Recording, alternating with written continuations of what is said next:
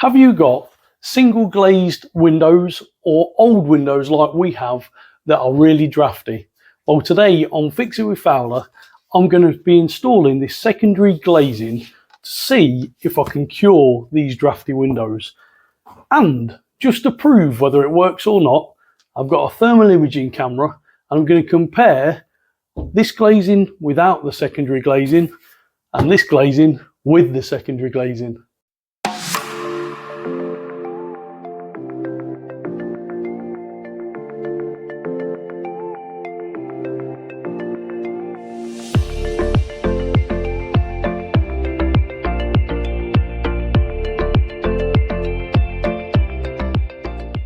The first stage before you can install the film is to clean the frame, and while you're at it, clean the inside pane of glass. Make sure that the glass is dry because you don't want to trap any condensation between the glass and the new film.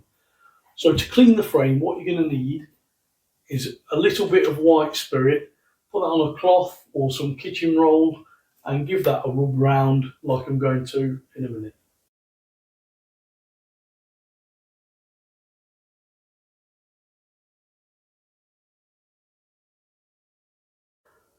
The next stage is to get the double-sided tape that comes in the pack and install it around the inner edge of the frame.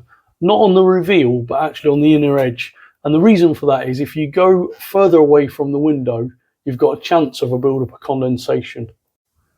Once you've run the tape around the outer edges, the last piece to put in as you come down, make sure that you butt these joins up next to each other, but not overlap them. So what I've done is I've come down here across each side, I've left a bit of extra tape, and that will allow me, when I put this on, I can butt that up and then run my knife down the edge and get a nice clean line and do the same at the bottom. So it is really easy to install. All you need to do is put the tape into place and then come down the frame, press it down as you go. Don't worry if it's not exactly straight. The chances of you getting the tape exactly straight actually are quite slim. So long as it's about right, once you've got the film on, you're not really going to see it.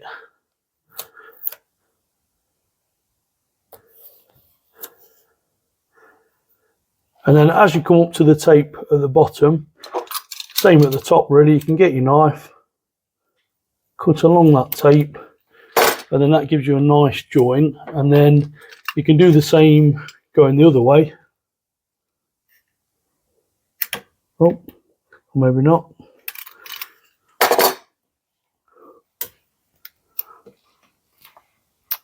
And then that's the tape now ran around the whole of the window. Now the tape's in place, all we need to do is peel off this top edge, ready for the new window film. Now you need to pull these back, and then a top tip will be to get some offcuts of the protective covering and place over the top, put that on, and then that will stop the film from sticking where you don't want it to stick. So as you can see, we've got quite a bit of film and it's a bit too big for the window, but actually that will help us because we don't have to be so accurate when we put the film up. So if you get the film, turn it around and position it on the top of this and smooth it over with your finger, and then make sure that you've got enough to reach the bottom of your window, and then we can do the same down the sides. So as you can see, we've got quite a bit of excess material, but that doesn't matter. We've got the top stuck, the far side stuck, and now we're just going to move on to this big edge. So this is where these tabs come into play. If you give that a pull, keep the secondary glazing film away from this edge, and then if you take it down about halfway, pull the film across. You don't have to do this too tight because the final stage will tighten all this film up.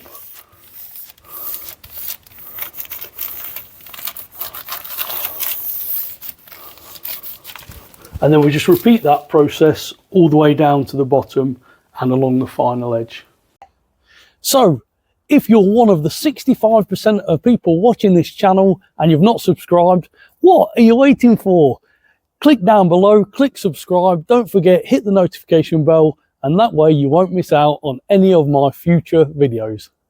Once the secondary glazing film is stuck down to the double-sided tape, the next stage is to borrow yourself a hairdryer, put it on the medium setting, and go all the way around the edge, holding the hairdryer up to 5 centimeters away. Do not go any closer because you may shrink or melt this film, and we don't want to do that at a minute. All we're trying to do is make sure that the adhesive is really sticky and the film's stuck well.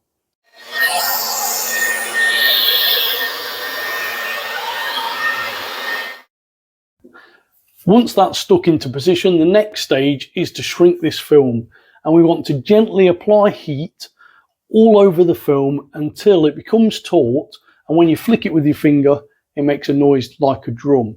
So to start with, continue with the same medium setting, again anything up to 5 centimeters away but no closer. Work your way over the film, and if you see it start to shrink and it gets tight, then that's job done. If it doesn't, you can increase the heat setting, but just be cautious that you don't want to melt this film.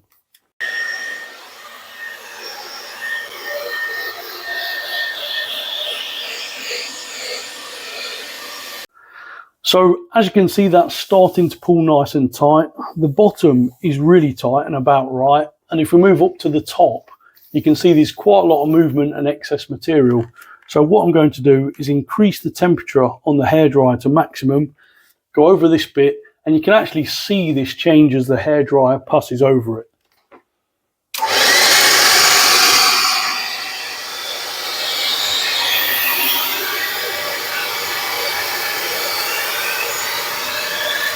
So that's it all pulled tight.